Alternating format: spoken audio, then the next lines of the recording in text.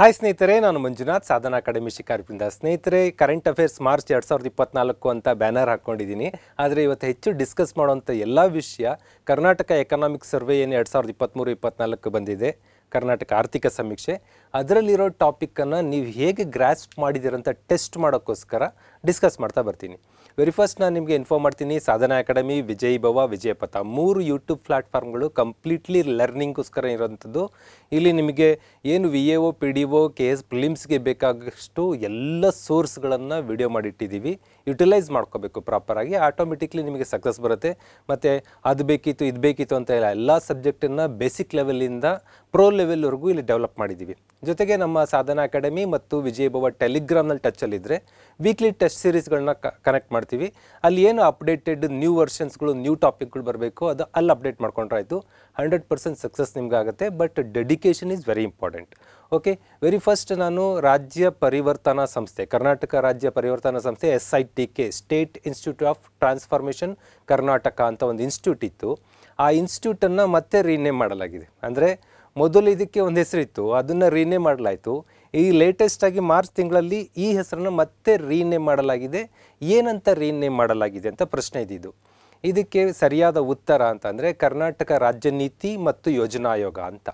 ಏನಿದು policy commission ಅಂದರೆ simple ಇಷ್ಟೇ, ಭಾರತದಲ್ಲಿ ಥಿಂಕ್ ಟ್ಯಾಂಕ್ ಅಂತ ಒಂದು ಕೆಲಸ ಮಾಡುತ್ತೆ. ಏನು ಅಡ್ಮಿನಿಸ್ಟ್ರೇಟಿವ್ ಇರುತ್ತೆ, ಆಡಳಿತ ಮಾಡಬೇಕು. ಆಡಳಿತ ಮಾಡಬೇಕಂದ್ರೆ ಅದಕ್ಕೊಂದು ಪಾಲಿಸಿ ಬೇಕು, ನೀತಿಗಳು. ಆ ನೀತಿ ಕೊಡೋಕ್ಕೋಸ್ಕರನೇ 1950ಸಲ್ಲೇ ನಾವು ಯೋಜನಾ ಆಯೋಗವನ್ನು ಹೊಂದಿದ್ವಿ. ಭಾರತ ಸರ್ಕಾರದಲ್ಲಿ ಯೋಜನಾ ಆಯೋಗ ಇತ್ತು. ಯೋಜನಾ ಆಯೋಗವನ್ನು 2015ರಲ್ಲಿ ಅಲ್ಲಿ ಬಂದಂಥ ಸರ್ಕಾರ ಅದಕ್ಕೆ ರೀನೇಮ್ ಮಾಡಿ ನೀತಿ ಆಯೋಗ ಅಂತ ಮಾಡುತ್ತೆ. ಈಗ ಭಾರತ ಸರ್ಕಾರದ ಅಥವಾ ಕೇಂದ್ರ ಮಟ್ಟದಲ್ಲಿ, ಯೂನಿಯನ್ ಗೌರ್ಮೆಂಟ್ ಮಟ್ಟದಲ್ಲಿ ನೀತಿ ಆಯೋಗ ಕೆಲಸ ಮಾಡುತ್ತೆ.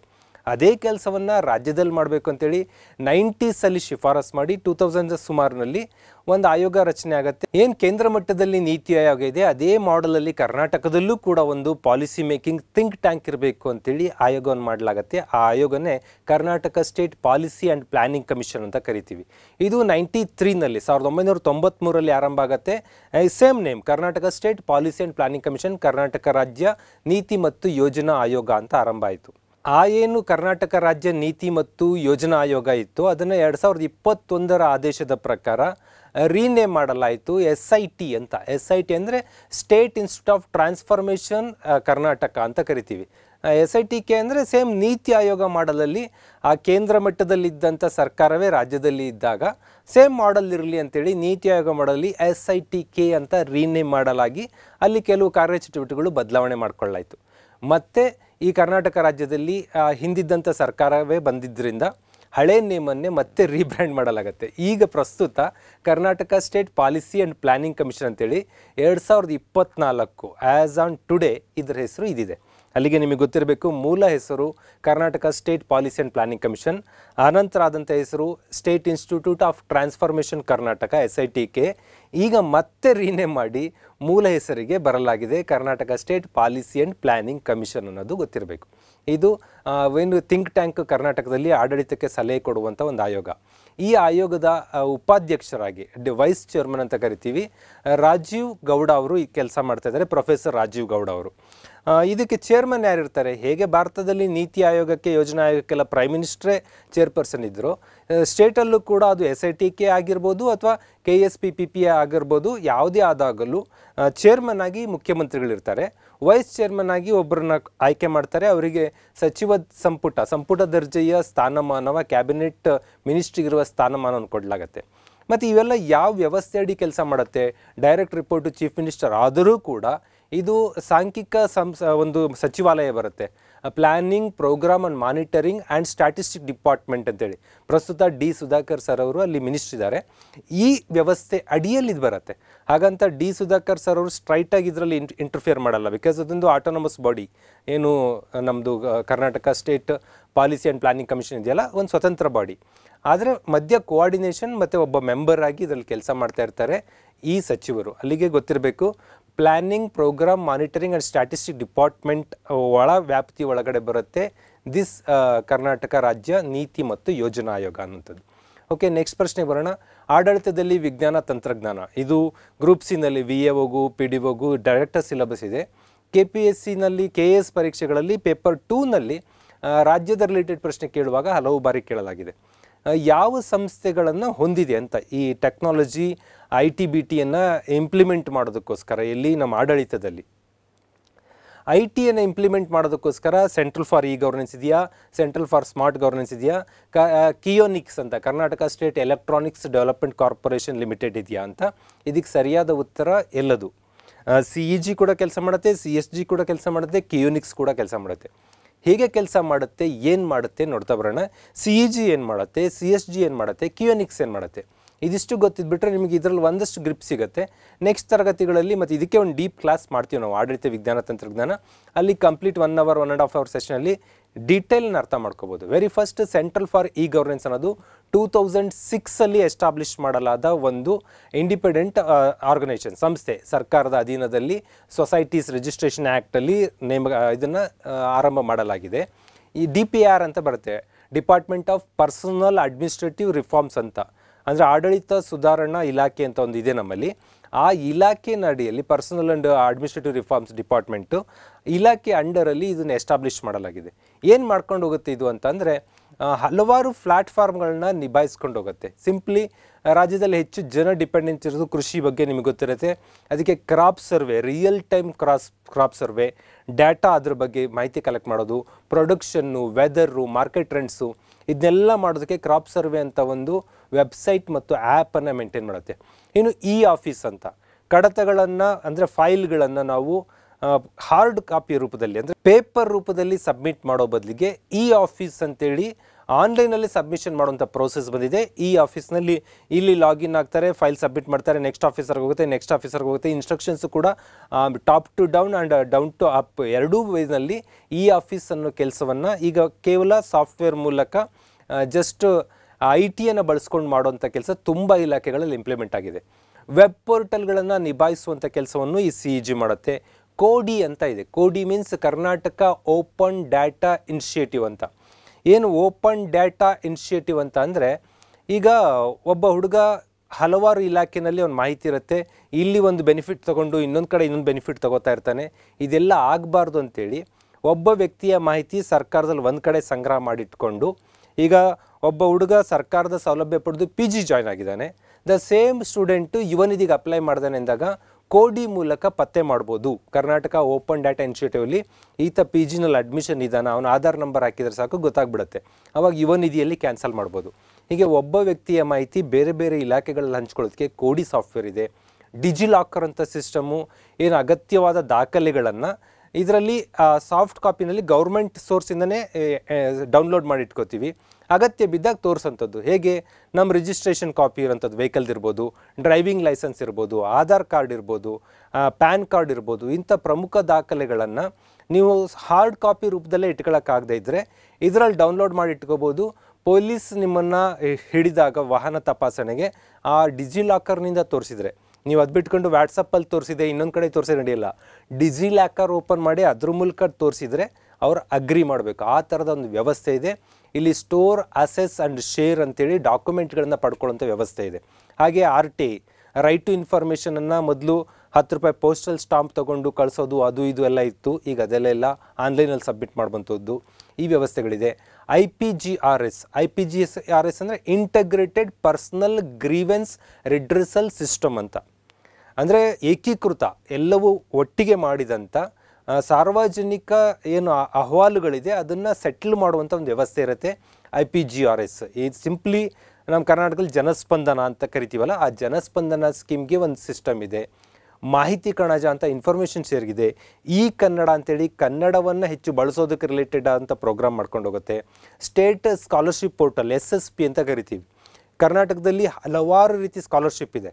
ಇದನ್ನು ಬೇರೆ ಬೇರೆ ಟೈಪಲ್ಲಿ ಬಳಕೆ ಮಾಡಲಾಗ್ತಾ ಇತ್ತು, ಬೇರೆ ಬೇರೆ ಕಡೆ ಅಪ್ಲೈ ಮಾಡಬೇಕಿತ್ತು. ಈಗ single platform SSP student state scholarship ಪೋರ್ಟಲಲ್ಲಿ SSPನಲ್ಲಿ ಅಪ್ಲೈ ಮಾಡಿದರೆ ಸಾಕು ಸೆಟ್ಲ್ ಆಗೋಂಥದ್ದು. ನ್ಯಾಷನಲ್ ಅಕಾಡೆಮಿಕ್ ಡಿಪಾಸಿಟರಿ ಅಂತ ಕರಿತೀವಿ. ಇಲ್ಲಿ ಯೂನಿವರ್ಸಿಟಿಗಳದ್ದು, PUCದು, SSLCದು ಮಾರ್ಕ್ಸ್ ಕಾರ್ಡ್ಗಳನ್ನು, ಅಕಾಡೆಮಿಕ್ ಮಾರ್ಕ್ಸ್ ಕಾರ್ಡ್ ಒಂದು ಡೆಪಾಸಿಟರಿ ಇರುತ್ತೆ.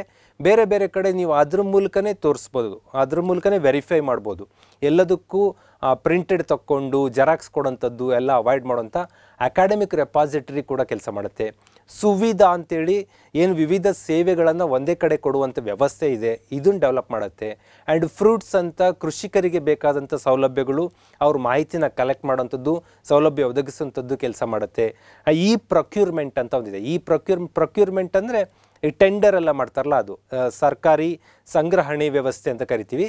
ಆ ಟೆಂಡರ್ ಮಾಡೋದಕ್ಕೆ ಬೇಕಾದಂಥ ಪೋರ್ಟಲ್ ಇದೆ ಈ ಪ್ರೊಕ್ಯೂರ್ಮೆಂಟ್ ಅಂತ. ಈ ಸಮ್ಮತಿ ಅಂತ ಪೋರ್ಟಲ್ ಇದೆ. KRDH Karnataka resident data hub, ಕರ್ನಾಟಕದ ನಿವಾಸಿಗಳ ದತ್ತಾಂಶದ ಒಂದು ಹಬ್ ಇದೆ. ಕೆಪಾಸಿಟಿ ಬಿಲ್ಡಿಂಗ್, ಬೇರೆ ಬೇರೆ ಇಲಾಖೆಗಳಿಗೆ, ಬೇರೆ ಬೇರೆ ಕಾಲೇಜ್ಗಳಿಗೆ, ಬೇರೆ ಬೇರೆ ವ್ಯವಸ್ಥೆಗೆ ಬೇಕಾದಂಥ ವೆಬ್ಸೈಟ್ಗಳನ್ನು, ಆ್ಯಪ್ಗಳನ್ನ ಡೆವಲಪ್ ಮಾಡಿಕೊಡೋಂಥದ್ದು, ಸಾಫ್ಟ್ವೇರ್ಗಳು ಡೆವಲಪ್ ಮಾಡ್ಕೊಡೋಂಥ ಕೆಲಸ ಇದೆ. ಆಧಾರನ್ನು ಸೌಲಭ್ಯ ಒದಗಿಸ್ತಾರೆ.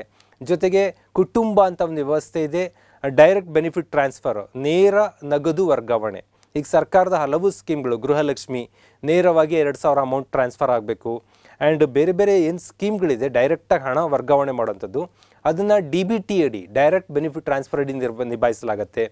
KSWAN ಅಂತ, Karnataka state wide area network ಅಂತೇಳಿ ಒಂದು ವ್ಯವಸ್ಥೆ ಮಾಡಿ ಸರ್ಕಾರದ ಇಲಾಖೆಗಳಿಗೆ ಅಂತರ್ಜಾಲ ಬಂದ ಮೂಲಕ ನಿಭಾಯಿಸುವಂಥ ವ್ಯವಸ್ಥೆ ಇದೆ. ಹಾಗೆ ಮೈ ಗೌರ್ಮೆಂಟ್ ಅಂತ ಸಿಸ್ಟಮ್ ಇದೆ. ಸ್ಟೇಟ್ ಡಾಟಾ ಸೆಂಟರ್ ಇದೆ. SECLAN, secretariat local area network, ಏನು ಸೆಕ್ರೆಟ್ರಿಯೇಟ್ ನಮ್ಮದು ಸಚಿವಾಲಯ ಇದೆ, MS ಬಿಲ್ಡಿಂಗ್, ಅದರ SECLAN ವ್ಯವಸ್ಥೆ 2.0 ಇಂಪ್ಲಿಮೆಂಟೇಷನ್ ಇದೆ. ಹೀಗೆ ಹಲವು ಸಿಸ್ಟಮನ್ನು CEG ಮಾಡುತ್ತೆ. ಈಗೇನು ನಾನು ಹೇಳಿದೆ, ಒಂದು ಸರಿ ಪಟ ಹೇಳಿಬಿಟ್ರಪ್ಪ ಕನ್ಫ್ಯೂಸ್ ಆಯಿತು ಅಂತ ಅಂದರೆ CEG ಗೂಗಲಲ್ಲಿ ಟೈಪ್ ಮಾಡಿರಿ, ಒಂದು ಸರಿ ಬ್ರೌಸ್ ಮಾಡಿರಿ, ಈ ಎಲ್ಲದ್ರ ಮೇಲೆ ಕ್ಲಿಕ್ ಮಾಡಿದ್ರೆ ಸಾಕು, ನಿಮಗೆ ಅದೇನು ಮಾಹಿತಿ ಬರುತ್ತೆ. ಇಷ್ಟು ನಾಲೆಡ್ಜ್ ಇದ್ದರೆ ಆಡಳಿತದಲ್ಲಿ ಇಷ್ಟೆಲ್ಲ ಇದೆಯಾ ಅಂತ ಗೊತ್ತಾಗತ್ತೆ. ಅಷ್ಟು ಗೊತ್ತಾಯಿತು, ಒಂದು 10 ಮಿನಿಟಲ್ಲಿ ಯು ಗೈನ್ ದ ನಾಲೆಡ್ಜ್. ಇದು CEG ಕತೆ. ಆ್ಯಂಡ್ CSG ಅಂತ, ಸೆಂಟ್ರಲ್ ಫಾರ್ ಸ್ಮಾರ್ಟ್ ಗವರ್ನೆನ್ಸ್ ಅಂತ ಇದೆ. ಸ್ಮಾರ್ಟ್ ಗವರ್ನೆನ್ಸ್ ಅವರು ಪ್ರಾಜೆಕ್ಟ್ ಮ್ಯಾನೇಜ್ಮೆಂಟ್ ಮಾಡ್ತಾರೆ, ಕನ್ಸಲ್ಟೆನ್ಸಿ ಸರ್ವಿಸಸ್ ಕೊಡ್ತಾರೆ, IT ಸಾಫ್ಟ್ವೇರ್ ಡೆವಲಪ್ಮೆಂಟ್ ಮಾಡ್ತಾರೆ. ಸರ್ಕಾರದ ಎಲ್ಲ ಇಲಾಖೆಗಳಿಗೆ ಸಾಫ್ಟ್ವೇರ್ ಡೆವಲಪ್ ಮಾಡುವಂಥದ್ದು development technology for the government ಅನ್ನೋದು ಇವ್ರ ಧ್ಯೇಯವಾಕ್ಯ ಇರುತ್ತೆ. ಇದು ಸ್ಮಾರ್ಟ್ ಗವರ್ನೆನ್ಸ್. ಇದು ಕೂಡ DPR ಅಂಡರಲ್ಲಿ ಕೆಲಸ ಮಾಡುತ್ತೆ. CEG CSG ಆಯಿತು. ವಾಟ್ ಇಸ್ ಅಬೌಟ್ ಕಿಯೋನಿಕ್ಸ್ನವರು ಟೆಕ್ನಿಕಲ್ ಹ್ಯೂಮನ್ ರಿಸೋರ್ಸ್ಗಳನ್ನು ಕಲೆಕ್ಟ್ ಮಾಡಿ ಸೇವೆ ಒದಗಿಸುವಂಥದ್ದು ಮಾಡ್ತಾರೆ. ಇನ್ಫ್ರಾಸ್ಟ್ರಕ್ಚರ್, IT ಇನ್ಫ್ರಾಸ್ಟ್ರಕ್ಚರ್ ಡೆವಲಪ್ ಮಾಡೋ ಕೆಲಸ ಮಾಡ್ತಾರೆ. IT ಎಜುಕೇಷನ್ ಮಾಡ್ತಾರೆ. ಮಾರ್ಕೆಟಿಂಗ್, IT ರಿಲೇಟೆಡ್ ಆದ ಮಾರ್ಕೆಟಿಂಗ್ ಮತ್ತು ಕನ್ಸಲ್ಟಿಂಗ್ ಕೆಲಸ ಮಾಡ್ತಾರೆ. IT ಮತ್ತು IT ರಿಲೇಟೆಡ್ ಆದ ಎನೇಬಲ್ಡ್ ಸರ್ವಿಸಸ್ ಅಂತ ಕರಿತೀವಿ, ಅದಕ್ಕೆ ಬೇಕಾದ ಸೇವೆಯನ್ನು ಒದಗಿಸ್ತಾರೆ. ಈ ಥರದ್ದು ಒಂದು ಸಂಸ್ಥೆ ಇದೆ, ಇದು ಕೂಡ ಕಾರ್ಪೊರೇಷನ್, ಕಿಯೋನಿಕ್ಸ್ ಅಂತೇಳಿ. ಇವೆಲ್ಲವೂ ಆಡಳಿತಕ್ಕೆ, ಸರ್ಕಾರಕ್ಕೆ ಕೆಲಸ ಮಾಡೋಕ್ಕಾಗಿರುವಂಥ ಪೂರಕ ಸಂಸ್ಥೆಗಳು. ಅಲ್ಲಿಗೆ ಆಡಳಿತದಲ್ಲಿ ವಿಜ್ಞಾನ ತಂತ್ರಜ್ಞಾನ ಅಂದರೆ ನಿಮಗೆ CEG ಬಗ್ಗೆ ಗೊತ್ತಿರಬೇಕು, CSG ಬಗ್ಗೆ ಗೊತ್ತಿರಬೇಕು, ಆ್ಯಂಡ್ ಕಿಯೋನಿಕ್ಸ್ ಬಗ್ಗೆ ಗೊತ್ತಿರಬೇಕು. ಮಲ್ಟಿಪಲ್ ಆ್ಯಪ್ಗಳು, ವೆಬ್ಸೈಟ್ಗಳು ಎಲ್ಲ ಏನು ಜನರಿಗೆ ಸೇವೆ ಕೊಡೋಕ್ಕೆ ಅಂತ ನಿರೂಪಿಸಿದ್ದಾರೆ, ಅದ್ರ ಬಗ್ಗೆ ಮಾಹಿತಿ ಇರಬೇಕು. ನೆಕ್ಸ್ಟ್ ಬರೋಣ, ಎತ್ತಿನ ಹೊಳೆ ಕುಡಿಯುವ ನೀರಿನ ಯೋಜನೆ. ಏನು ನಮ್ಮದು ನೇತ್ರಾವತಿ ಬೆಲ್ಟಿಂದ ನೀರನ್ನು ಈ ಬೆಲ್ಟಿಗೆ ತರಬೇಕು. ಯಾವ ಬೆಲ್ಟಿಗೆ ತರಬೇಕು? ಬೆಂಗಳೂರು ಸರೌಂಡಿಂಗಲ್ಲಿರೋಂಥ ಚಿಕ್ಕಬಳ್ಳಾಪುರ, ಕೋಲಾರ ಆ ಭಾಗದ ಡ್ರೈ ಲ್ಯಾಂಡ್ಗಳಿಗೆ ನೇತ್ರಾವತಿ ಭಾಗದಿಂದ ನೀರನ್ನು ತರಬೇಕು ಅಂತ ಯೋಜನೆ ಇದೆಯಲ್ಲ, ಇದನ್ನು ಯಾವ ನಿಗಮ ನಿಭಾಯಿಸುತ್ತೆ? ಕೃಷ್ಣ ಭಾಗ್ಯ ಜಲ ನಿಗಮ್, ಕಾವೇರಿ ನೀರಾವರಿ ನಿಗಮ್ ಲಿಮಿಟೆಡ್, ವಿಶ್ವೇಶ್ವರಯ್ಯ ಜಲ ನಿಗಮ್ ಲಿಮಿಟೆಡ್, ಕಾವೇರಿ ನೀರಾವರಿ ನಿಗಮ್ ಲಿಮಿಟೆಡ್. ಇಷ್ಟು ಇದೆ. ಕರ್ನಾಟಕ, ಕಾವೇರಿ, ವಿಶ್ವೇಶ್ವರಯ್ಯ, ಕೃಷ್ಣ ಭಾಗ್ಯ ಜಲ ನಿಗಮ್. ಯಾವುದು ನಿಭಾಯಿಸುತ್ತೆ ಅಂತ ಪ್ರಶ್ನೆ ಮಾಡಲಾಗಿತ್ತು.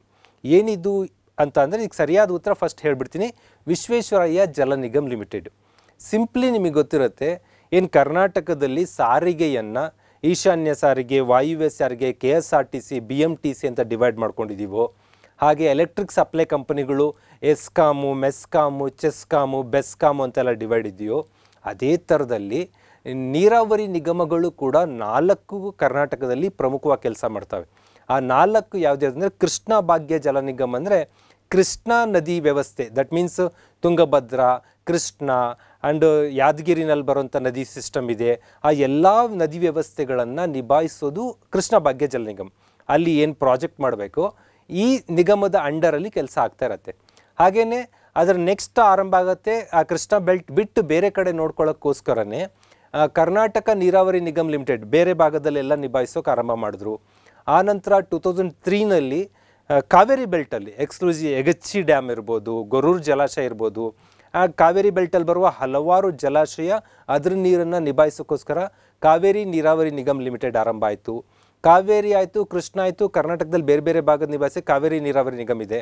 ಎಕ್ಸ್ಕ್ಲೂಸಿವ್ಲಿ ವಾಣಿ ವಿಲಾಸ ಸಾಗರ, ಗಾಯತ್ರಿ ಜಲಾಶಯ, ಭದ್ರಾ ಉಪದಂಡೆ ಯೋಜನೆಗಳು ಇದನ್ನೆಲ್ಲ ನಿಭಾಯಿಸೋಕ್ಕೋಸ್ಕರನೇ ವಿಶ್ವೇಶ್ವರಯ್ಯ ಜಲ ನಿಗಮ್ ಲಿಮಿಟೆಡ್ ಆರಂಭ ಮಾಡಲಾಗತ್ತೆ 2016. ಈ 2016 ಈ ಆರಂಭ ಮಾಡಿದ ಸಂಸ್ಥೆನೇ ಎತ್ತಿನಹೊಳೆಯನ್ನು ಕೂಡ ನಿಭಾವಣೆ ಮಾಡುತ್ತೆ.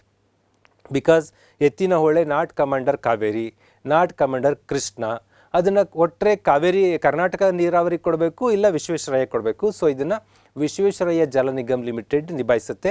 2016 ಆರಂಭ ಮಾಡಲಾಗಿದೆ. ಇದು ನಿಭಾಯಿಸುವಂಥದ್ದು ವಾಣಿವಿಲಾಸ ಸಾಗರ, ಭದ್ರಾ ಮೇಲ್ದಂಡೆ ಯೋಜನೆಗಳು, ಗಾಯತ್ರಿ ಜಲಾಶಯ ರಿಲೇಟೆಡ್ಡು ಅಂದರೆ ಎತ್ತಿನಹೊಳೆ ಪ್ರಮುಖವಾಗಿ ಇಷ್ಟು ನಿಭಾಯಿಸುತ್ತೆ.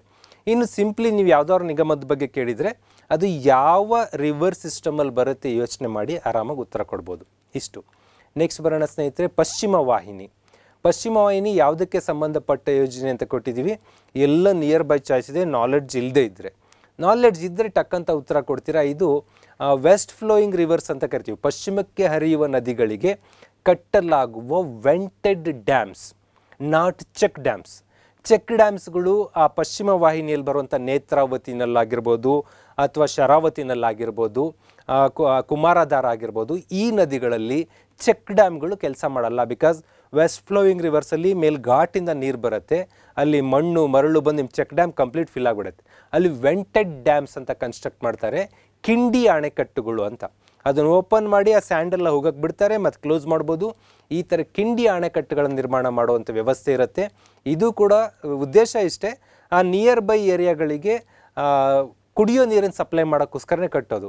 ಬಟ್ ಚೆಕ್ ಡ್ಯಾಮ್ ಆಗಲ್ಲ. ಚೆಕ್ ಡ್ಯಾಮ್ ಅಂದರೆ ಕ್ಲೀನಾಗಿ ಕಟ್ಟು ಒಂದು ಹಂತದವರೆಗೂ ಕಟ್ಟಿ ನೀರು ಸ್ಟಾಕ್ ಮಾಡ್ತೀವಿ. ಇಲ್ಲಿ ಮೇಲಿನಿಂದ ಮಣ್ಣು ಮರಳು ಎಲ್ಲ ಬರೋದ್ರಿಂದಾಗಿ ಅದು ಬ್ಲಾಕ್ ಆಗುತ್ತೆ. ದಟ್ ರೀಸನ್ ಇಲ್ಲಿ ವೆಂಟೆಡ್ ಡ್ಯಾಮ್ ಅಥವಾ ಕಿಂಡಿ ಅಣೆಕಟ್ಟುಗಳನ್ನ ನಿರ್ಮಾಣ ಮಾಡಲಾಗುತ್ತೆ. ಪಶ್ಚಿಮ ನದಿಗಳು ಮೀನ್ಸ್ ಏನು ನಮ್ಮ ಕರಾವಳಿಯ ದಕ್ಷಿಣ ಕನ್ನಡ, ಉಡುಪಿ, ಉತ್ತರ ಕನ್ನಡ ಜಿಲ್ಲೆಗಳಲ್ಲಿ ಹರಿಯುವ ಹಲವಾರು ನದಿಗಳು ಬರ್ತಾವಲ್ಲಿ. ಕುಮಾರಧಾರ ನದಿ, ನೇತ್ರಾವತಿ ನದಿ, ಗುರುಪುರ ಆ್ಯಂಡ್ ಸೀತಾ ನದಿ, ಈ ಎಲ್ಲ ನದಿಗಳ ಬೆಲ್ಟ್ನಲ್ಲೂ ಕೂಡ ಈ ಥರದ ಡ್ಯಾಮ್ಗಳನ್ನ ಕಟ್ಟಿ ಆ ನಿಯರ್ ಬೈ ಏರಿಯಾಕ್ಕೆ ನೀರು ಕೊಡುವಂಥ ವ್ಯವಸ್ಥೆ ಮಾಡಲಾಗತ್ತೆ. ನೆಕ್ಸ್ಟ್ ಜಲನೀತಿ, ವಾಟರ್ ಪಾಲಿಸಿ. ನೀರನ್ನು ಹೇಗೆ ಸಂರಕ್ಷಣೆ ಮಾಡಬೇಕು, ನೀರನ್ನು ಹೇಗೆ ಬಳಕೆ ಮಾಡಬೇಕು, ಈ ರಿಲೇಟೆಡ್ ಆದ ಪಾಲಿಸಿಯನ್ನು ಒಂದು ನಿರೂಪಣೆ ಮಾಡಲಾಯಿತು. ಇದು ಕರ್ನಾಟಕ ರಾಜ್ಯ ಜಲನೀತಿ ಯಾವಾಗ ಮಾಡಲಾಯಿತು ಅಂತಂದರೆ 2022 2022ರಲ್ಲಿ ಮಾಡಲಾಗಿದೆ. ಜೊತೆಗೆ ಬರೋಣ ವರುಣ ಮಿತ್ರ. ಇದು ಒಂದು ವ್ಯವಸ್ಥೆ, ಸಿಸ್ಟಮ್. ಏನು ಸಿಸ್ಟಮ್ ಅಂತ ಕೇಳಲಾಗಿತ್ತು. ವರುಣ ಮಿತ್ರ ಅಂದರೆ ಹೆಸರಲ್ಲೇ ಇದೆ, ಮಳೆ ರಿಲೇಟೆಡ್ ಮಾಹಿತಿ ಅಂತ. ಮಳೆ ರಿಲೇಟೆಡ್ ಅಂದರೆ ಮಳೆ ಬಗ್ಗೆ ಎಲ್ಲ ಚಾಯ್ಸಲ್ಲೂ ಮಳೆ ಬಗ್ಗೆನೇ ಕೊಡಲಾಗಿದೆ. ಸರಿಯಾದ ಉತ್ತರ ಇದು. ರೈತರಿಗೆ ನೆರವಾಗುವ ವ್ಯವಸ್ಥೆ. 24x7 ಇಂಟರಾಕ್ಟಿವ್ ಹೆಲ್ಪ್ ಡೆಸ್ಕ್ ಇರುತ್ತೆ. ನೀವು ಕಾಲ್ ಮಾಡಿ ಮಾಹಿತಿ ಪಡಿಬೋದು. ಬೇಸಿಕಲಿ ಅದು IVRS ಮೂಲಕ ಮಾಹಿತಿ ಕೊಡುತ್ತೆ. ಹ್ಯೂಮನ್ ಇಂಟರ್ಫರೆನ್ಸ್ ಬೇಕು ಅಂದಾಗ ಅದು ನೆಕ್ಸ್ಟ್ ನೀವು ಯಾವುದೋ ನಂಬರ್ ಕ್ಲಿಕ್ ಮಾಡಿದ್ರೆ ಹ್ಯೂಮನ್ ಇಂಟರ್ಫರೆನ್ಸ್ ಮೂಲಕ ನಿಮಗೆ ಮಾಹಿತಿ ಕೊಡುತ್ತೆ. ಹವಾಮಾನ ಹಿಂಗಿದೆ, ಯಾವ ಬೆಳೆ ಬೆಳಿಬೋದು, ಹೇಗೆ ನೀವು ಸೌಲಭ್ಯ ಪಡಿಬೋದು ಅನ್ನುವಂಥ ಒಂದು 24x7 help line, that is Varuna Mitra. Okay, next ಬರೋಣ. ಪರಿಸರ ನಿರ್ವಹಣೆ ನೀತಿ ಸಂಶೋಧನಾ ಸಂಸ್ಥೆ. ಕರ್ನಾಟಕದಲ್ಲಿ ಎನ್ವೈರ್ಮೆಂಟ್, ಪರಿಸರ ಅಂತ ಏನು ಸಿಲೆಬಸ್ ಇದೆ ಅದಕ್ಕೆ ರಿಲೇಟೆಡ್ ಪ್ರಶ್ನೆಗಳಿವು. ಹೇಗೆ ನಾವು ಪರಿಸರವನ್ನು ನಿರ್ವಹಣೆ ಮಾಡಬೇಕು, ಅದಕ್ಕೇನು ಪಾಲಿಸಿ ರೂಪಿಸಬೇಕು ಅನ್ನೋದೇ ಒಂದು ಸಂಸ್ಥೆ ಇದೆ.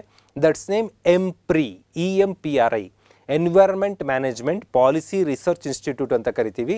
ಇದು ಎಲ್ಲಿದೆ ಹೆಡ್ ಕ್ವಾರ್ಟರ್ ಅಂತ ಕೇಳಿದ್ವಿ. ಇದು ಬೆಂಗಳೂರಲ್ಲಿದೆ. ಬೆಂಗಳೂರಿನಲ್ಲಿ ಇದರ ಕೇಂದ್ರ ಕಚೇರಿ ಇದೆ. ಏನಿದು ಎಂಪ್ರಿನಲ್ಲಿ ಏನು ಪರಿಸರವನ್ನು ಹೇಗೆ ನಿರ್ವಹಣೆ ಮಾಡಬೇಕು, ಏನು ಇಶ್ಯೂಸ್ ಇದೆ, ಅದಕ್ಕೆ ಏನು ಪರಿಹಾರ ತಗೋಬೇಕು, ಮತ್ತು ಪರಿಸರ ಸ್ನೇಹಿ ಕಟ್ಟಡಗಳ ನಿರ್ಮಾಣ ಮಾಡೋದು ಹೇಗೆ, ಈ ಥರದ ಒಂದು ಯೋಚನೆ ಮಾಡುವಂಥ ಒಂದು ಥಿಂಕ್ ಟ್ಯಾಂಕನ್ನು ಆರಂಭ ಮಾಡಲಾಯಿತು 2002ನಲ್ಲಿ. 2002ರಲ್ಲೇ ಆರಂಭ ಆಗಿದೆ. ಅದೇನು ಈಗಲ್ಲ. Forest and ecology environment department ಅಂಡರಲ್ಲಿ ಕೆಲಸ ಮಾಡುತ್ತೆ. ಇವ್ರದ್ದು ಹೊಸ ಇನಿಷಿಯೇಟಿವ್ ಅಂದರೆ ಹಸಿರು ಭವನ ಅಂತ ಒಂದು ಕಾನ್ಸೆಪ್ಟ್ ಬರುತ್ತೆ. ಗ್ರೀನ್ ಬಿಲ್ಡಿಂಗ್ ಕಾನ್ಸೆಪ್ಟ್ ಅಂತ ಕರಿತೀವಿ.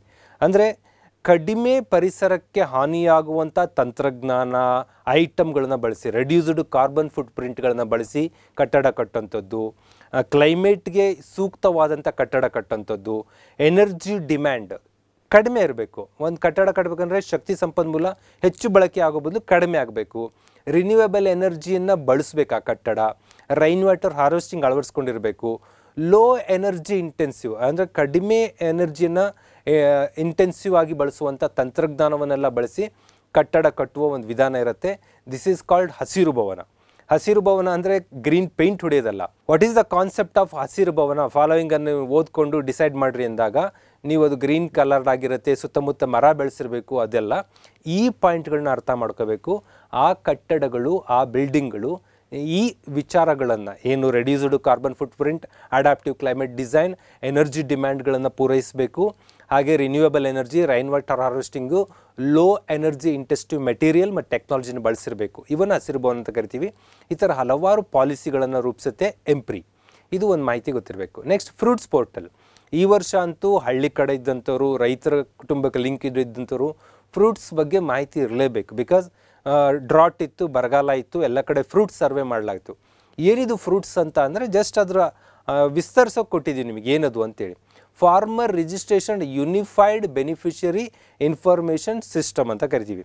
ರೈತರ ನೋಂದಣಿ ಆಗಬೇಕು. ಏಕೀಕೃತ ಸೌಲಭ್ಯ ಒದಗಿಸುವ ಮಾಹಿತಿ ವ್ಯವಸ್ಥೆ ಅಂತ ಇದು.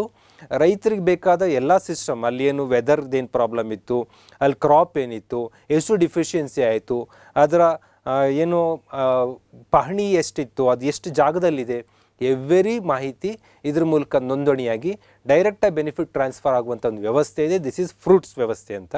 ಇದು ನಾಟ್ ಓನ್ಲಿ ಡ್ರಾಟ್, ಅಲ್ಲಿ ಇರುವಂಥ ಎಲ್ಲ ಸೌಲಭ್ಯ ಕೊಡೋದಕ್ಕೆ ಬಳಕೆ ಮಾಡ್ಬೋದಾದ ಒಂದು ವ್ಯವಸ್ಥೆ ಆಗಿದೆ. ನೆಕ್ಸ್ಟ್ ಪ್ರಶ್ನೆ ಬರೋಣ. Cyber security operating system. Cyber security ಅಂದರೆ ಈಗ ಎಲ್ಲದೂ ನಾವು ಟೆಕ್ನಾಲಜಿ ಐ ಟಿ ಬಳಸ್ತಾ ಇದ್ದೀವಿ. ಇನ್ಫಾರ್ಮೇಷನ್ ಟೆಕ್ನಾಲಜಿ ಬಳಸಬೇಕಾದ್ರೆ ಅದಕ್ಕೆ ಬೇಕಾದ ಭದ್ರತೆ ಕೂಡ ಮಾಡ್ಕೋಬೇಕು. ಈಗ ಹೇಗೆ ನಾವು ಒಂದು ಕಟ್ಟಡವನ್ನು ಕಟ್ತೀವೋ ಅದಕ್ಕೆ ಸೆಕ್ಯೂರಿಟಿ ಗಾರ್ಡ್ ಇಟ್ಕೋತೀವಿ. ಹಾಗೆ ಐ ಟಿ ಸಿಸ್ಟಮ್ ರೆಡಿ ಮಾಡ್ತಾ ಇದ್ದಂಗೆ ಅದನ್ನು ಸೆಕ್ಯೂರ್ ಮಾಡಲಿಲ್ಲ ಅಂದರೆ ಹ್ಯಾಕ್ ಮಾಡೋವಂಥ ಪರಿಸ್ಥಿತಿ ಇರುತ್ತೆ. ನೀವು ನೋಡಿರ್ಬೋದು, ಕರ್ನಾಟಕದಲ್ಲೇ ಹೋದ ಸರಿ ಈ ಪ್ರೊಕ್ಯೂರ್ಮೆಂಟ್ ಸೆಲ್ಲಲ್ಲಿ ಟೆಂಡರ್ ಏನಾಗುತ್ತೆ, ಇನ್ನೇನಾಗುತ್ತೆ ಅನ್ನೋದನ್ನೇ ಹ್ಯಾಕ್ ಮಾಡಿ ಮಾಹಿತಿ ತಿಳ್ಕೊಳ್ಳೋಂಥ ಕಳ್ಳರು ಕ್ರಿಯೇಟ್ ಆಗಿದ್ದರು, ಸೈಬರ್ ಕಳ್ಳರು. ಈ ಸೈಬರ್ ಕಳ್ಳರು ಇರ್ಬೇಕಾದ್ರೆ ಸೈಬರ್ ಸೆಕ್ಯೂರಿಟಿ ನಾವು ಮಾಡ್ಕೋಬೇಕಲ್ಲ. ಆ ಸೆಕ್ಯೂರಿಟಿಗೆ ಕರ್ನಾಟಕದಲ್ಲಿ ಯಾರ್ಯಾರು ಸಹಾಯ ಪಡೆಯಲಾಗತ್ತೆ, ಇಂಡಿಯಾ ಲೆವೆಲಲ್ಲಿ ಒಂದಿದೆ CERT ಇನ್ ಅಂತ, the Indian computer emergency response team, CERT ಇನ್ ಅಂತ. ಕಂಪ್ಯೂಟರ್ ಎಮರ್ಜೆನ್ಸಿ ರೆಸ್ಪಾನ್ಸ್ ಟೀಮ್ ಅದು ಇಂಡಿಯಾದು, CERT ಇನ್. ಆ ಟೀಮ್ನ ಹೆಲ್ಪ್ ಪಡಿತಾರಾ. ಮೀಟಿ ಅಂದರೆ ministry of electronic information technology, government of ಇಂಡಿಯಾದ ಮೀಟಿ ಏನಿದೆ ಅವ್ರದ್ದು ಸಹಾಯ ಪಡಿತಾರ. National critical information infrastructure protection centre ಅಂತ, ಇವ್ರು ಸಹಾಯ ಪಡಿತಾರ ಅಂತ. ಐ ಥಿಂಕ್ ಸೈಬರ್ ಸೆಕ್ಯೂರಿಟಿ ಒಂದು ದೇಶದ ಮಟ್ಟದಲ್ಲಿ ಸರ್ಕಾರಿ ವ್ಯವಸ್ಥೆಯಲ್ಲಿ ಅಂದಾಗ ಎಲ್ಲ ಇಂಟಗ್ರೇಟೆಡ್ ಇರುತ್ತೆ. ಏನು ಕೇಂದ್ರ ಸರ್ಕಾರ, ರಾಜ್ಯ ಸರ್ಕಾರ ಕಿತ್ತಾಡ್ತಾ ಇರ್ಬೋದು, ಬಟ್ ಬಹುತೇಕ ವ್ಯವಸ್ಥೆಗಳು ಒಂದಕ್ಕೊಂದು ಸೈಬರ್ ವಿಚಾರದ ಲಿಂಕ್ಡ್ ಇರುತ್ತೆ. ಇಲ್ಲಿ ಡ್ಯಾಮೇಜ್ ಆಗುತ್ತೆ ಬಿಟ್ಬಿಡು ಅಂದರೆ ಆ ಮಟ್ಟದಲ್ಲೂ ಕಿತ್ಕೊಂಡು ಹೋಗುತ್ತೆ. ಹಾಗಾಗಿ ಒಂದಕ್ಕೊಂದು ಲಿಂಕ್ ಇರೋದ್ರಿಂದ ಈ ಎಲ್ಲ ವ್ಯವಸ್ಥೆಗಳು ಆಲ್ ದ ಎಬವ್ 3 ವ್ಯವಸ್ಥೆಗಳನ್ನ ಹೆಲ್ಪ್ ತಗೊಂಡು ಸೈಬರ್ ಸೆಕ್ಯೂರಿಟಿಯನ್ನು ಮಾಡ್ಕೊಳ್ಳಲಾಗುತ್ತೆ ರಾಜ್ಯ ಮಟ್ಟದಲ್ಲಿ. ಹಾಗಾಗಿನೂ ಇಷ್ಟು ದೊಡ್ಡ ಮಟ್ಟದಲ್ಲಿ ನಾವು ಡೆವಲಪ್ ಮಾಡ್ತಾಯಿದ್ರು, ಇಷ್ಟು ಸಾವಿರಾರು ಜನದಕ್ಕೆ ಬೆನಿಫಿಟ್ ಟ್ರಾನ್ಸ್ಫರ್ ಮಾಡ್ತಾಯಿದ್ರು, ಏನೂ ತೊಂದರೆ ಆಗ್ತಾಯಿಲ್ಲ. ಅದೇ ಸಿಂಪ್ಲಿ ಥಿಂಕ್ ಮಾಡಿರಿ, ಗೃಹಲಕ್ಷ್ಮಿಗೆ ಹಾಕುವಂಥ ಹಣ ಆ ಏನು ಬೆನಿಫಿಷರಿಗೆ ಮುಟ್ಟಬೇಕು, ಅದ್ರ ಬದಲು ಯಾರಿಗಾದರೂ ಸೈಬರ್ ಕಳ್ಳರ ಅಕೌಂಟ್ಗೆ ಹೋಗಿ ಬೀಳೋಕ್ಕೆ ಸ್ಟಾರ್ಟ್ ಮಾಡಿಬಿಟ್ರೆ ಅದು ಹ್ಯಾಕ್ ಆಯಿತು ಅಂತ. ಹಾಗೆ ಆಗದಂಗೆ ನೋಡ್ಕೊಳ್ಳೋಂಥದ್ದೇ ಈ ಸಿಸ್ಟಮ್. ಇದನ್ನು ಭದ್ರ ಮಾಡಿ ಇಟ್ಕೊಳ್ಳಲಾಗಿದೆ. ಜೊತೆಗೆ HRMS, human resource management system ಅಂತ ಕರ್ನಾಟಕದಲ್ಲಿದೆ. ಥ್ರೂ ದಿ HRMS ಸರ್ಕಾರಿ ನೌಕರರ ಜೊತೆ ಅವ್ರಿಗೆ ಬೇಕಾದ ವೇತನ ಕೊಡೋವಂಥದ್ದು, ಅವ್ರ ಸೌಲಭ್ಯಗಳು, ಅವ್ರ ಮಾಹಿತಿಗಳು ಎಲ್ಲ ಸರ್ಕಾರದ ಮಟ್ಟದಲ್ಲಿರುತ್ತೆ. ಇದು ಯಾವ ಥರ ಸೇವೆ ಅಂತ ಎಕ್ಸಾಮ್ ಹಿಂದೆಲ್ಲ ಬರೆದವ್ರಿಗೆ ಇದೆಲ್ಲ ಅರ್ಥ ಆಗ್ಬಿಡುತ್ತೆ. ಈ ಕೋಡೆಲ್ಲ ಕೊಡ್ತೀನಿ, ಕೆಲವರಿಗೆ ಅರ್ಥನೇ ಆಗಲ್ಲ. What is G2B, G2C, G2E, G2G ಅಂತ. ಈ G2B, G2Cನೇ ಅರ್ಥ ಆಗದೆ ಇದ್ದಾಗ ಯು ಕಾಂಟ್ ಆನ್ಸರ್ ದಿಸ್. ಇದು ಸಿಂಪಲ್ ಇಷ್ಟೇ. G ಫಾರ್ ಗವರ್ನೆನ್ಸ್ ಅಥವಾ government, government to business. Government to business ಆದರೆ G2B, ಗೌರ್ಮೆಂಟ್ ಟು ಸಿಟಿಸನ್, ಸರ್ಕಾರ ಮತ್ತು ನಾಗರಿಕರ ನಡುವೆ ವ್ಯವಹಾರ ಆಗ್ತಾ ಇದ್ದರೆ G2C, ಸರ್ಕಾರ ಗೌರ್ಮೆಂಟ್ ಮತ್ತು ಎಂಪ್ಲಾಯೀಸ್, ಗೌರ್ಮೆಂಟ್ ಮತ್ತು ಎಂಪ್ಲಾಯೀಸ್ ನಡುವೆ ಆಗ್ತಾ ಇದ್ದರೆ G2E, ಗೌರ್ಮೆಂಟ್ ಟು ಗೌರ್ಮೆಂಟ್ ವ್ಯವಹಾರ ನಡೀತಾ ಇದ್ದರೆ ದಟ್ ಈಸ್ G2G. ಇದು B2B ಕಾನ್ಸೆಪ್ಟಿಂದ ಬಂದಿದ್ದು. Business to business, business to customer, B2C. ಈ ಥರ ಏನು ಪ್ರೈವೇಟ್ ಸೆಕ್ಟರಲ್ಲಿತ್ತು ಅದನ್ನು ಸರ್ಕಾರದಲ್ಲೂ ಇಂಪ್ಲಿಮೆಂಟ್ ಮಾಡ್ಕೊಳ್ಳಲಾಗಿದೆ. ಸಿಂಪಲ್ ಎಕ್ಸಾಂಪಲ್ ಕೊಡ್ತೀನಿ. ಗೌರ್ಮೆಂಟ್ ಟು ಬಿಸ್ನೆಸ್ ಅಂತ ಅಂದರೆ ಈಗ ಏನು ಖಾಸಗಿ ಸಂಸ್ಥೆಗಳಿಂದ ನಾವು ಸೇವೆ ಪಡಿಬೇಕು, ಟೆಂಡರ್ ಮಾಡ್ತೀವಿ, ಇಂಥ ಕಟ್ಟಡ ಕಟ್ಟಬೇಕು, ಇಂಥ ರೋಡ್ ಮಾಡಬೇಕು, ಪ್ರೈವೇಟ್ನವರು ಬಿಸ್ನೆಸ್ನವರು ಇನ್ವಾಲ್ವ್ ಆಗ್ತಾರೆ. ಈ ಪ್ರೊಕ್ಯೂರ್ಮೆಂಟ್ ಸೆಲ್ ಏನಿದೆ, ಈ ಪ್ರೊಕ್ಯೂರ್ಮೆಂಟ್ ಅಥವಾ ಟೆಂಡರ್ ಮಾಡೋವಂಥದ್ದು, ಅಲ್ಲಿ ಗೌರ್ಮೆಂಟು ಬಿಸ್ನೆಸ್ ನಡುವೆ ವ್ಯವಹಾರ ನಡೆಯುತ್ತೆ. ಈಗ ನಮ್ಮ ಕಾಂಪಿಟೇಟಿವ್ ಎಕ್ಸಾಮ್ ನೀವು ಬರೀತಾ ಇದ್ದೀರಾ, ನಿಮಗೆಲ್ಲ ಕೋಚಿಂಗ್ ಕೊಡೋಂಥ ಸಿಸ್ಟಮ್ ಇದೆ. ಆ ಕೋಚಿಂಗ್ ಸಿಸ್ಟಮಲ್ಲಿ ಕೋಚಿಂಗ್ ಕೊಡೋ ಸಂಸ್ಥೆಗಳು ಮತ್ತು ಸರ್ಕಾರದ ನಡುವೆ ಒಂದು ಸಿಸ್ಟಮ್ ಇರುತ್ತೆ. ಅದನ್ನು G2B ಅಂತ ಕರಿತೀವಿ. ನಿಮಗಿರಲ್ಲ. ಡೈರೆಕ್ಟ್ ಆ ಕೋಚಿಂಗ್ ಸಂಸ್ಥೆ ಮತ್ತು ಸರ್ಕಾರದ ನಡುವೆ ವ್ಯವಹಾರ ನಡೆದು ಅವರು ನಿಮಗೆ ಕೋಚಿಂಗ್ ಕೊಡುವಂಥ ಮಾಹಿತಿ ಲಭ್ಯ ಆಗುತ್ತೆ. ಇದು G2B. G2C ಅಂದರೆ ಡೈರೆಕ್ಟ್ ಗೌರ್ಮೆಂಟಿಂದ ಸಿಟಿಸನ್ಗೆ. ಈ ಗೃಹಲಕ್ಷ್ಮಿ ಯೋಜನೆ, ಸಿಟಿಸನ್ ಅಲ್ಲಿ ಮಹಿಳೆ ಇದ್ದಾರೆ, ಅವರಿಗೆ ಸರ್ಕಾರದಿಂದ 2,000 ಕ್ರೆಡಿಟ್ ಆಗುತ್ತೆ. ಹಾಗೆ ಬಸ್ಸಲ್ಲಿ ಶಕ್ತಿ ಯೋಜನೆ, ಬಸ್ಸಲ್ಲಿ ಒಬ್ಬ ಮಹಿಳೆ ಕೂತ್ಕೊಂಡಿದ್ದಾಳೆ, ಸರ್ಕಾರಿ ನೌಕರ ಕಂಡಕ್ಟರ್ ಇದ್ದಾರೆ, ಇವ್ರ ನಡುವೆ ಸೇವೆ ನಡೀತದೆ. G2C ಸರ್ವಿಸ್ ಅಂತ ಕರಿತೀವಿ. G2E ಅಂದರೆ ಗೌರ್ಮೆಂಟಿಂದ ಎಂಪ್ಲಾಯೀಸ್. ಏನು HRMS ಸಿಸ್ಟಮ್ ಇದೆ, KGID ಅಂತ ಬರುತ್ತೆ, ಹೀಗೆ ಹಲವಾರು GPF ಅಂತ ಬರುತ್ತೆ. ಸರ್ಕಾರದಿಂದ ಎಂಪ್ಲಾಯೀಸ್ಗೆ ಇರುವಂಥವೇನು ವ್ಯವಸ್ಥೆ ಇದೆ ಇದನ್ನು ನಾವು ಗೌರ್ಮೆಂಟ್ ಟು ಎಂಪ್ಲಾಯೀಸ್ ಸಿಸ್ಟಮ್ ಅಂತ ಕರಿತೀವಿ. Then what about government to government? Government to government ಅಂದರೆ ಸರ್ಕಾರದ ಮೇಲ್ ಹಂತದಿಂದ ಕೆಳ ಹಂತಕ್ಕೆ ಆರ್ಡರ್ಸ್ಗಳು ಬರೋದು, ಕೆಳ ಹಂತದಿಂದ ಮೇಲ್ ಹಂತಕ್ಕೆ ಮನವಿಗಳು ಅಥವಾ ಮಾಹಿತಿಗಳು ಹೋಗೋದು, ಇದೆಲ್ಲ ಇರುತ್ತಲ್ಲ G2G. ಆಫೀಸ್ ಅಂತ ಸಿಸ್ಟಮ್ ಇದೆ. ಆಫೀಸಲ್ಲಿ ಮೇಲಿಂದ ಆದೇಶಗಳು ಬರುತ್ತೆ, ಕೆಳಗಿಂದ ಮಾಹಿತಿ ಮತ್ತು ಫೈಲ್ಗಳು ಪುಟಪ್ ಆಗ್ತಾ ಹೋಗ್ತಾ ಇರ್ತವೆ. ಇದು G2G ಸೇವೆಗಳು. ಆ ಸೇವೆ ಯಾವುದು ಅಂತ ಕೊಡ್ತಾರೆ, ಅಲ್ಲಿ ಏನು ಯಾರ ನಡುವೆ ನಡೀತಾ ಇದೆ ಅರ್ಥ ಮಾಡ್ಕೋಬೇಕು, ಇದನ್ನು ಚಾಯ್ಸ್ ಮಾಡಬೇಕು, ಇಷ್ಟೇ. ಇಲ್ಲೇನು ಭಾಳ ಡಿಫಿಕಲ್ಟ್ ಮ್ಯಾಟ್ರ್ ಏನಿಲ್ಲ. ಇದು G2E ಸೇವೆ ಆಗಿರುತ್ತೆ. ದೆನ್ ಬರೋಣ, ನಾಗರಿಕರು ತಮ್ಮ ವೈಯಕ್ತಿಕ ದಾಖಲೆಗಳನ್ನು, ನಾನಿಲ್ಲಿ ಮಾರ್ಕ್ಸ್ ಕಾರ್ಡು ಅದು ಇದು ಹೇಳ್ತಾ ಇಲ್ಲ, ವೈಯಕ್ತಿಕ ದಾಖಲೆಗಳು ಅಂದರೆ RC card, Aadhaar card and ನಿಮ್ಮ ಡ್ರೈವಿಂಗ್ ಲೈಸೆನ್ಸು, ಇತರೆ ಮಾಹಿತಿಯನ್ನು ಎಲ್ಲಿ ಬೇಕಾದರೂ ಯಾವಾಗ ಬೇಕಾದರೂ ಪಡ್ಕೊಳ್ಳೋಕ್ಕೆ ಯಾವ ಸಿಸ್ಟಮ್ ಹೆಲ್ಪ್ ಮಾಡುತ್ತೆ? UID ಆಧಾರ್ ಕಾರ್ಡ್ ಸಿಗುತ್ತೆ ಅಷ್ಟೇ, ಅಲ್ಲಿ ಬೇರೆ ಏನು ಸಿಗಲ್ಲ. ಆಫೀಸು ಗೌರ್ಮೆಂಟ್ ಆಫೀಸಲ್ಲಿ ಫೈಲ್ಗಳು ಮೇಲೋಗೋದಕ್ಕೆ. ಸೇವಾ ಸಿಂಧು ಮೂಲಕ ನೀವು ಯಾವುದೇ ಸೇವೆ ಪಡೆಯೋಕ್ಕೆ ಅಪ್ಲೈ ಮಾಡ್ಬೋದು. ಹಾಗಾದರೆ ಸರಿ ಉತ್ತರ ಯಾವುದು? ಡಿಜಿಲಾಕರ್ ಅಂತ ಒಂದು ಆ್ಯಪ್ ಇದೆ. ಆ್ಯಪ್ ಡೌನ್ಲೋಡ್ ಮಾಡಿ ಇಟ್ಕೊಂಡ್ರೆ ಅದರೊಳಗಡೆ ನಿಮ್ಮದು ಕೋಡ್ ನಂಬರ್ ಏನು ಡಾಟಾ ಇದೆ ಅದನ್ನು ಫೀಡ್ ಮಾಡಿ ಡೌನ್ಲೋಡ್ ಮಾಡಿ ಇಟ್ಕೊಬೋದು. ಡ್ರೈವಿಂಗ್ ಲೈಸೆನ್ಸು, ಆಧಾರ್ ಕಾರ್ಡು, ನಿಮ್ಮ ವೈಯಕ್ತಿಕ ದಾಖಲೆ ಡೌನ್ಲೋಡ್ ಮಾಡಿ ಇಟ್ಕೋಬೋದು. ಮತ್ತು ಅಥೆಂಟಿಕ್ ಕೂಡ ಹೌದು, ಬಿಕಾಸ್ ನೀವು ಇದನ್ನು ತೋರಿಸಿದಾಗ ಅವರು ಕೂಡ ಡಿಜಿಲಾಕರ್ ವ್ಯವಸ್ಥೆಯಲ್ಲಿ ಸರಿಯಾಗಿದೆಯಾ ನೋಡಿಕೊಂಡು ಅಪ್ರೂವಲ್ ಕೊಡ್ತಾ ಇರ್ತಾರೆ. ನಿಮ್ಮ ಮಾಹಿತಿಯನ್ನು ಹಾರ್ಡ್ ಕಾಪಿ ಇಲ್ಲದೇ ಹೋಗುವಂಥ ವ್ಯವಸ್ಥೆ. ಐ ಥಿಂಕ್ ಈಗ ನಮ್ಮ BMTC KSRTC ಬಸ್ಸಲ್ಲಿ ಮಹಿಳೆಯರು ಓಡಾಡಬೇಕಾದ್ರೆ ಆಧಾರ್ ಕಾರ್ಡ್ ಒರಿಜಿನಲ್ಲೇ ಕೊಡ್ರಿ ಅಂತ ಕೂತ್ಕೋತಾ ಇದ್ದಾರೆ ಕಂಡಕ್ಟರ್ಸ್. ಅಲ್ಲಿ ಡಿಜಿಲಾಕರ್ ಸಿಸ್ಟಮ್ ಇಂಪ್ಲಿಮೆಂಟ್ ಆಗಿದೆಯೋ ಇಲ್ಲೋ ಐ ಡೋಂಟ್ ನೋ. ನೀವು ಇದಕ್ಕೆ ಕಾಮೆಂಟ್ ಮಾಡಿ ತಿಳಿಸಿ. ಡಿಜಿಲಾಕರ್ ಅಂತ ಆ್ಯಪ್ ಇದ್ದರೆ ಅಲ್ಲಿ ನಿಮ್ಮ ದಾಖಲೆಗಳನ್ನು ತೋರಿಸಬಹುದಾಗಿದೆ. ಜೊತೆಗೆ ಬರೋಣ ಸ್ನೇಹಿತರೆ, ಕನ್ನಡ ನಿಘಂಟು ಮತ್ತು ಪದಕೋಶ. ಕನ್ನಡದ ವರ್ಡ್ಗಳಿಗೆ ನಮಗೆ ಇಂಗ್ಲೀಷಲ್ಲೇ ಇದೆ, ಕನ್ನಡದಲ್ಲಿ ಆಲ್ಟರ್ನೇಟ್ ಇಲ್ಲೇ ಇಲ್ಲ ಅಂತ ಕೂತ್ಕೊಬಿಡ್ತೀವಿ. ಕೆಲವೊಂದು ಪದವನ್ನು ನಾವು ಹೆಂಗೆ ತರೋದು ಕನ್ನಡಕ್ಕೆ ಮಾಡೋಕ್ಕೆ ಆಗೋದಿಲ್ಲ. Acquired immuno deficiency syndrome, AIDS ಅಂತ ಇದೆ, ಕನ್ನಡದಲ್ಲಿ ಹೇಳ್ರಿ, ಆರ್ಜಿತ, ಅದು ಇದು ಪದ ಬರಲ್ಲ ಅಂತೇಳಿ ನಾವು ಏಡ್ಸ್ ಅಂತಲೇ ವಿಸ್ತರಣೆ ಮಾಡಿಬಿಡ್ತೀವಿ. ಇದನ್ನು ಸಾಲ್ವ್ ಮಾಡೋಕ್ಕೋಸ್ಕರನೇ ಕರ್ನಾಟಕ ಸರ್ಕಾರ ಒಂದು ವೆಬ್ಸೈಟ್ ಆರಂಭ ಮಾಡಿದೆ, ಪದಕೋಶ ನಿಘಂಟು ಡೆವಲಪ್ ಮಾಡೋಕ್ಕೋಸ್ಕರ. ಯಾವುದದು ಅಂತ ಪ್ರಶ್ನೆ. ಇದಕ್ಕೆ ಸರಿಯಾದ ಉತ್ತರ ಪದಕಣಜ ಅನ್ನೋ ಒಂದು ವೆಬ್ಸೈಟ್ನಲ್ಲಿ ಸಾವಿರಾರು ಪದಗಳು, ಸುಮಾರು 2,19,000 ವಿಶಿಷ್ಟ ಕನ್ನಡ ಪದಗಳ ಕಲೆಕ್ಷನ್ ಇದೆ. 1,20,000ಕ್ಕೂ ಹೆಚ್ಚು ವಿಶಿಷ್ಟ ಇಂಗ್ಲೀಷ್ ಪದಗಳಿದೆ. ಇಲ್ಲಿ ನೀವು ಕೆಳಗಡೆ ಪದ ಹುಡುಕಿ ಅಂತ ಇದೆಯಲ್ಲ, ಯಾವುದಾದ್ರು ಪದ ಅಲ್ಲಿ ಟೈಪ್ ಮಾಡಿ ಅದರ ಮೀನಿಂಗ್ ಏನು, ಅದಕ್ಕೆ ಇಂಗ್ಲೀಷಲ್ಲಿ ಏನಾಗುತ್ತೆ, ಈ ಥರ ಎಲ್ಲ ಮಾಹಿತಿ ಪಡಿಬೋದು. This is Padakanaja. ಇದು ನಿಘಂಟು ಪದಕೋಶಗಳನ್ನು ಸಾರ್ವಜನಿಕ ಬಳಕೆಗೆ ದೊರಕಿಸಕ್ಕೆ ಮಾಡಿರೋಂಥದ್ದು. ದೆನ್ ಕಾಗಪ್ಪ, ಕನ್ನಡ ಗಣಕ ಪರಿಷತ್ತು ಅಂತ ಇವರು ಸಾಫ್ಟ್ವೇರ್ ಡೆವಲಪ್ ಮಾಡಿದ್ದಾರೆ. ಇವತ್ತೇನು ನಾವು ಈ ಸ್ಲೈಡಲ್ಲಿ ಕನ್ನಡ ಅಕ್ಷರಗಳನ್ನು ತೋರಿಸ್ತಾ ಇದ್ದೀನಿ, ಕನ್ನಡ ಟೈಪ್ ಮಾಡ್ಬೋದು. ಇದಕ್ಕೆಲ್ಲ ಕಾಗಪ್ಪ ನುಡಿ ಸಾಫ್ಟ್ವೇರನ್ನು ರೆಡಿ ಮಾಡಿಕೊಡ್ತಾರೆ, ನುಡಿ ಫಾಂಟ್ಗಳು ರೆಡಿ ಮಾಡಿಕೊಡ್ತಾರೆ, ಅದಾಗತ್ತೆ. ನಾವು ಬಳಸ್ತಾ ಇರುವ ಫ್ರೀ ಸಾಫ್ಟ್ವೇರ್ ಅಂದರೆ ನುಡಿ, ಇದು ಸರ್ಕಾರ ಕಡೆಯಿಂದ ಡೆವಲಪ್ ಆಗಿದೆ. ಇನ್ನು ಪದ ಸಂಪದ ಅದು ಸುಮ್ಮನೆ ನಿಮಗೆ ಚಾಯ್ಸ್ ಕೊಟ್ಟಿದ್ದು, ಅದಕ್ಕೇನು ಮೀನಿಂಗ್ ಇಲ್ಲ. ನೆಕ್ಸ್ಟ್ ಬರೋಣ, ಕನ್ನಡ ಗಣಕ ಪರಿಷತ್ತು. ಈ ಕಾಗಪ್ಪ ಹೇಳಿದ್ನಲ್ಲ ಅದು. ಈ ನುಡಿ ಸಾಫ್ಟ್ವೇರನ್ನ, ನುಡಿ ಕೀಬೋರ್ಡ್ಗಳನ್ನೆಲ್ಲ KP ರಾವ್ ಅನ್ನೋರು ರೆಡಿ ಮಾಡಿಕೊಟ್ಟಿದ್ದಾರೆ. ಈಗ ನಾವು ಫ್ರೀ ಆ್ಯಂಡ್ ಉಚಿತವಾಗಿ ಇದನ್ನು ಬಳಸ್ತಾ ಇದ್ದೀವಿ ಅಂದರೆ ಇದಕ್ಕೆ ಕಾರಣ ಕಾಗಪ್ಪದವ್ರು ಕೊಡುವಂಥ ಸಾಫ್ಟ್ವೇರ್. ದೆನ್ ಬರೋಣ, ಕರ್ನಾಟಕದ ಅರಣ್ಯ ಕುರಿತಾಗಿ. ಏನು ಕರ್ನಾಟಕ ಪರಿಸರ ರಿಲೇಟೆಡ್ ಸಿಲೆಬಸ್ ಇದೆ, ಅದಕ್ಕೆ ಹಿಂಗೆ ಪ್ರಶ್ನೆ ಬರ್ಬೋದಾ ಅಂತ. ಇಲ್ಲಿ ಕ್ವಶನ್ ನಂಬರಲ್ಲಿ ಸ್ಟೇಟ್ಮೆಂಟ್ ಓದ್ರಿ ಅಂತ ಹೇಳಿದ್ದೀವಿ. ಕರ್ನಾಟಕದಲ್ಲಿ ಕೊಡಗು ಜಿಲ್ಲೆಯು ತನ್ನ ವಿಸ್ತೀರ್ಣದಲ್ಲಿ ಹೆಚ್ಚಿನ ಶೇಕಡವಾರು ಅರಣ್ಯ ಹೊಂದಿದೆ. ಅಂದರೆ ತಂದೇನು ಸೈಜ್ ಇದೆ ಅದರಲ್ಲಿ ಹೈಯೆಸ್ಟ್ ಪರ್ಸೆಂಟೇಜ್ ಆಫ್ ಫಾರೆಸ್ಟ್ ಇದೆ ಕೊಡಗುನಲ್ಲಿ ಅಂತ. ಉತ್ತರ ಕನ್ನಡ ಜಿಲ್ಲೆಯಲ್ಲಿ ಅತಿ ಹೆಚ್ಚು ಪ್ರದೇಶ, ಏರಿಯಾ ಹೆಚ್ಚಿಗೆ ಇದೆ ಅರಣ್ಯ ಅಂತ ಹೇಳಿದ್ದೀವಿ. ವಿಜಯಪುರದಲ್ಲಿ ಏರಿಯಾದಲ್ಲೂ ಕಡಿಮೆ, ತನ್ನ ಡಿಸ್ಟ್ರಿಕ್ಟ್ ಸೈಜಲ್ಲಿ ಶೇಕಡವಾರು ಕಡಿಮೆ, 2 ಹಂತದಲ್ಲಿ ಅರಣ್ಯ ಇದೆ ಕಡಿಮೆ ಇದೆ ಅಂತ ಹೇಳಿದ್ದೀವಿ. ಸರಿಯಾದ ಉತ್ತರ ಆಲ್ ದ ಎಬೋ. ಅಂದರೆ ಕೊಡಗು ಜಿಲ್ಲೆ ಸೈಜ್ ಸಣ್ಣಕ್ಕಿದೆ, ಅದರಲ್ಲಿ ಪರ್ಸೆಂಟೇಜಲ್ಲಿ ಹೆಚ್ಚು ಪರ್ಸೆಂಟೇಜ್ 80%ಗಿಂತ ಎಬೋ ಅರಣ್ಯ ಹೊಂದಿದೆ. ಉತ್ತರ ಕರ್ನಾಟಕದಲ್ಲಿ ಏರಿಯಾ ಜಾಸ್ತಿ ಇದೆ, ಬಿಕಾಸ್ ಉತ್ತರ ಕರ್ನಾಟಕ ಜಿಲ್ಲೆ ದೊಡ್ಡದು. ಆ ದೊಡ್ಡ ಜಿಲ್ಲೆಯಲ್ಲಿ ಪರ್ಸೆಂಟೇಜ್ ಕಡಿಮೆ ಇದ್ದರೂ ಕೂಡ ಆದರೆ ಏರಿಯಾ ಜಾಸ್ತಿ ಇರೋದ್ರಿಂದ ಅತಿ ಹೆಚ್ಚು ಅರಣ್ಯ ಪ್ರದೇಶ ಹೊಂದಿದ್ದ ಜಿಲ್ಲೆಯಾಗಿದೆ. ಸಣ್ಣ ಪುಟ್ಟ PC ಎಕ್ಸಾಮಲ್ಲಿ ಹೆಚ್ಚು ಅರಣ್ಯ ಹೊಂದಿರೋ ಜಿಲ್ಲೆ ಯಾವುದು? ಉತ್ತರ ಕನ್ನಡ ಸಾಕು. ಬಟ್ ಈ KPSC KE ಎಕ್ಸಾಮ್ಗಳಿಗೆ ಇದು ಗೊತ್ತಿರಬೇಕು, ಪರ್ಸಂಟೇಜಲ್ಲಿ ಹೆಚ್ಚಿಗೆ ಇರೋಂಥದ್ದು ಕೊಡಗು, ಏರಿಯಾದಲ್ಲಿ ಹೆಚ್ಚಿಗೆ ಇರೋಂಥದ್ದು ಉತ್ತರ ಕನ್ನಡ, ಪರ್ಸಂಟೇಜ್ ಮತ್ತು ಏರಿಯಾ ಎರಡರಲ್ಲೂ ಕಡಿಮೆ ಇರೋದು ವಿಜಯಪುರ ಅನ್ನೋದು ಗೊತ್ತಿರಬೇಕು. ನೆಕ್ಸ್ಟ್ ಬರೋಣ.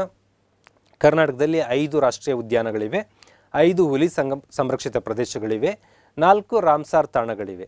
5 ನ್ಯಾಷನಲ್ ಪಾರ್ಕು ಭಾಳ ವರ್ಷ ಆಗಾಯಿತು, ಅದು ಡೆಫಿನೆಟ್ ಎಲ್ಲರಿಗೂ ಗೊತ್ತಿರುತ್ತೆ. 5 ಟೈಗರ್ ರಿಸರ್ವ್ಗೂ ಗೊತ್ತಿರುತ್ತೆ. ರಾಮ್ಸಾರ್ ತಾಣಗಳು ಅಪ್ಡೇಟ್ ಮಾಡ್ಕೋಬೇಕಷ್ಟೇ ನೀವು. ಏನು ಅಂದರೆ ಅಂಶಿ, ಬನ್ನೇರುಘಟ್ಟ, ನಾಗರಹೊಳೆ, ಬಂಡೀಪುರ, ಕುದುರೆಮುಖ 5 ನ್ಯಾಷನಲ್ ಪಾರ್ಕ್ ಯಾವಾಗೂ ಗೊತ್ತು, ನಿಮಗೆಲ್ಲರಿಗೂ ಗೊತ್ತೇ ಇದೆ. 5 ಟೈಗರ್ ರಿಸರ್ವ್ ಬಂಡೀಪುರ, BRT ಅಂತ ಕರಿತೀವಿ, Biligiri Ranganatha temple tiger reserve, and then Nagarahole, Bhadra, Kali 5 tiger reserve ಇದೆ. Okay, no issues. ರಾಮ್ಸರ್ ಸೈಟ್ಗಳಿಗೆ ಬಂದರೆ 2022ನಲ್ಲಿ ರಂಗನತಿಟ್ಟು ಡಿಕ್ಲೇರ್ಡ್ ಆಗಿತ್ತು, ಒಂದೇ ಇತ್ತು ಕರ್ನಾಟಕದಲ್ಲಿ, ಶ್ರೀರಂಗಪಟ್ಟಣದ್ದು. ಈ ವರ್ಷ 2024ಅಲ್ಲಿ ಮಾಗಡಿ ಕೆರೆ ಅಂತ ಒಂದು ಬರುತ್ತೆ, ಮತ್ತು ಮಾಗಡಿ ಕೆರೆ ಅಂದರೆ ಬೆಂಗಳೂರು ರೂರಲ್ ಅಂತ ಅನ್ಕೋಬೇಡ್ರಿ ನೀವು. ಮಾಗಡಿ ಕೆರೆ ಕನ್ಸರ್ವೇಷನ್ ರಿಸರ್ವ್ ಗದಗಲ್ಲಿ ಬರುತ್ತೆ, ಅಂಕಸಮುದ್ರ ಬರ್ಡ್ ಕನ್ಸರ್ವೇಷನ್ ರಿಸರ್ವ್ ಹಂಪಿನಲ್ಲಿ ಬರುತ್ತೆ, ಅಘನಾಶಿನಿ ಪ್ರದೇಶದಲ್ಲಿ ಬರುವಂಥ ಏನು ಸಮುದ್ರ ಅಳಿವೆ ಪ್ರದೇಶ ಗೋಕರ್ಣದಲ್ಲಿ ಬರುತ್ತೆ. ರಾಮ್ಸರ್ ಸೈಟ್ಗಳಂದರೆ ನೀರಿರಬೇಕು, ಜೌಗು ಪ್ರದೇಶ ಇರಬೇಕು, ಅಲ್ಲಿ ಪ್ರಾಣಿ ಪಕ್ಷಿಗಳು ಇರಬೇಕು, ಅಂದರೆ ಫ್ಲೋರಾ ಆ್ಯಂಡ್ ಫೌನಾ ರಿಲೇಟೆಡ್ ಆದಂಥ ಕಾನ್ಸೆಪ್ಟ್ ಇರಬೇಕು. ಅಲ್ಲಿ ಚೆನ್ನಾಗಿದ್ದಲ್ಲಿಗೆ ರಾಮ್ಸರ್ ಸೈಟ್ಸ್ ಸ್ಥಾನಮಾನ ಕೊಡಲಾಗತ್ತೆ. ನಾವು Karnataka has 4 Ramsar sites, correct ಉತ್ತರ ಇದೆ. ಹೀಗೆ ಹಲವು ವಿಚಾರಗಳನ್ನು ನಿಮ್ಮ ಜೊತೆ ಡಿಸ್ಕಸ್ ಮಾಡ್ತಾ ಇರ್ತೀವಿ. ಸಾಧನಾ ಅಕಾಡೆಮಿ, ವಿಜಯಭವ, ವಿಜಯಪಥ 3 ಪ್ಲಾಟ್ಫಾರ್ಮಲ್ಲಿ ಹಲವಾರು ಎಕ್ಸ್ಪರ್ಟ್ಸ್ಗಳ ಕ್ಲಾಸ್. ಒಂದಿನ ಒಂದು ಯೂಟ್ಯೂಬ್ ಚಾನಲಲ್ಲಿ ವಿಡಿಯೋ ಇಲ್ಲ ಅಂತಲ್ಲ, ಡೆಫಿನೆಟ್ಲಿ ಇರುತ್ತೆ.